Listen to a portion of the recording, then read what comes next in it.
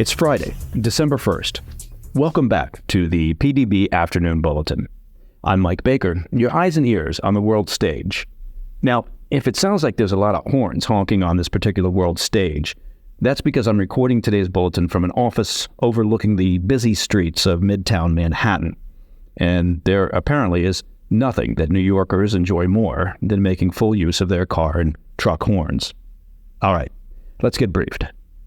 The New York Times has released a jarring report revealing that Israeli officials knew about Hamas's intentions to orchestrate a massive attack on Israel more than a year ago, but repeatedly dismissed the plans as either theoretical, just aspirational, or an outright impossibility.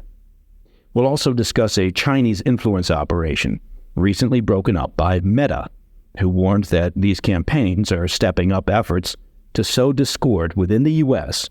ahead of the 2024 elections. But first, our afternoon spotlight. Israel has resumed combat operations against Hamas after the fragile truce that began on November 24th expired today. There were widespread hopes for another extension, but those hopes were dashed shortly before the 7 a.m. extension deadline when Israel reported shooting down a rocket fired from Gaza. Israel has since restarted military operations in Gaza using ground, air, and naval forces to hit some 200 Hamas targets.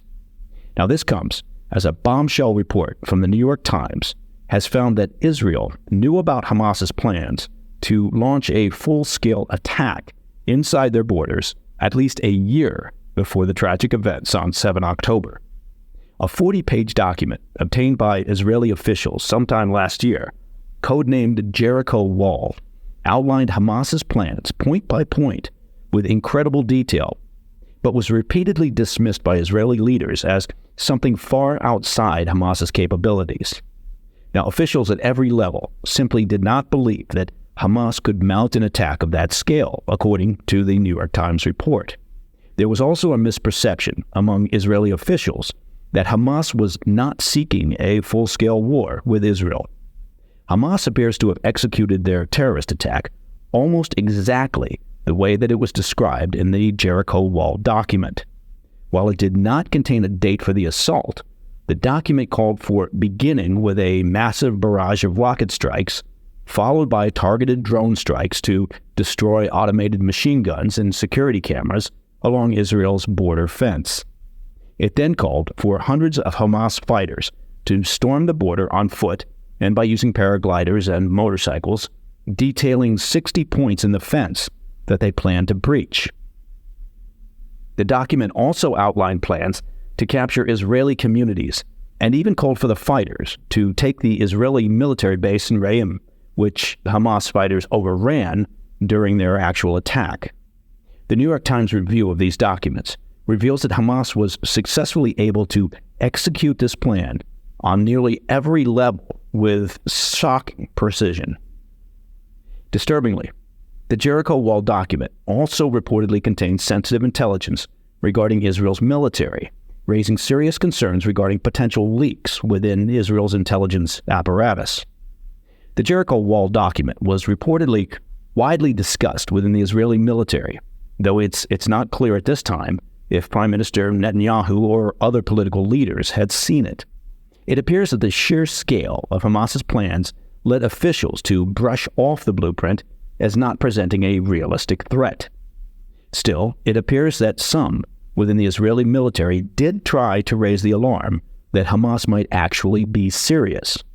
In July, an analyst with Israel's Signals Intelligence Agency warned that senior Hamas commanders had recently conducted a large-scale training exercise that appeared strikingly similar to the plan in the Jericho Wall document. Now, the drill included having Hamas fighters take over a mock kibbutz and military base with fatal force. A colonel in the Gaza division dismissed the analyst's concerns, calling Hamas's plans totally imaginative. Now, the analyst countered, saying in emails that were reviewed by the Times, quote, "I utterly refute that the scenario is imaginary." She called it a plan designed to start a war. Now, rather chillingly, the analyst also added, We already underwent a similar experience 50 years ago on the Southern Front in connection with a scenario that seemed imaginary, and history may repeat itself if we're not careful. It's anticipated that the IDF and Israeli government officials will need to respond quickly to this report that they had advanced intel on the planned attack. If true, this will very likely lead to significant upheaval and structural changes within both the government and the intel and military commands. All right, coming up after the break, we discuss a Chinese influence operation recently broken up by Meta and how China plans to leverage these digital campaigns to spread propaganda within the U.S. ahead of the 2024 elections. I'll be right back. Welcome back to the PDB Afternoon Bulletin. We return to a topic we've discussed previously here on the PDB, Chinese influence operations running wild on social media platforms in the U.S., which seek to sow political discord and shape the public narrative regarding the regime of Xi Jinping and the CCP. Representatives for the social media giant Meta released a quarterly report on Thursday revealing that so far this year, they've broken up 5 significant Chinese networks of fake accounts that targeted American audiences with propaganda and misinformation. One network included nearly 5,000 fake accounts, which were used to post about U.S. politics and U.S.-China relations. The report noted this was a significant increase to previous years and, quote, represents the most notable change in the threat landscape when compared with the 2020 election cycle. Now, for comparison, between 2017 and November 2020, Meta only took down 2 digital networks linked with China.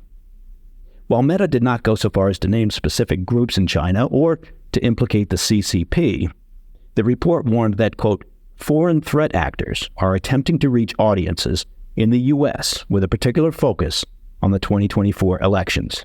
Well, thank you, Meta, for the statement of the obvious. The Office of the Director of National Intelligence's Threat Assessment Report for 2023 indicated China was stepping up their online influence operations given increasingly hostile rhetoric aimed at the CCP by both Republicans and Democrats ahead of the 2024 elections. As we've previously discussed on the PDB, these operations will often go after any issue that could, in their eyes, threaten the reputation or interests of the CCP. We should also note that while these networks are vast, they often struggle to gain any traction on social media sites. Still, the groups are relentless in their efforts, and some networks recently uncovered have demonstrated a considerable reach. Earlier this month on the PDB, we discussed a years-long Chinese government intimidation campaign aimed at silencing critics of the CCP within the U.S. The shadowy online network, known as Spamouflage or Dragon Bridge, largely targets dissidents of CCP rule in the U.S. and abroad, such as Chinese-born journalists and human rights activists. Now, an investigation by CNN found that the CCP-backed online harassment campaign, which operates thousands of accounts at any given time, was designed to foster a perpetual state of fear and paranoia among the American public. China continues to deny that any such networks exist. Responding to the Meta report Thursday, a spokesperson for the Chinese embassy in Washington, D.C., without any sense of irony, called it a, quote, rumor campaign designed to spread disinformation about China. And that, my friends, is the PDB Afternoon Bulletin for Friday, 1 December. If you have any questions or comments, please reach out to me at pdb@thefirsttv.com. I'm Mike Baker. I'll be back on Monday. Until then, stay informed, stay safe, stay cool.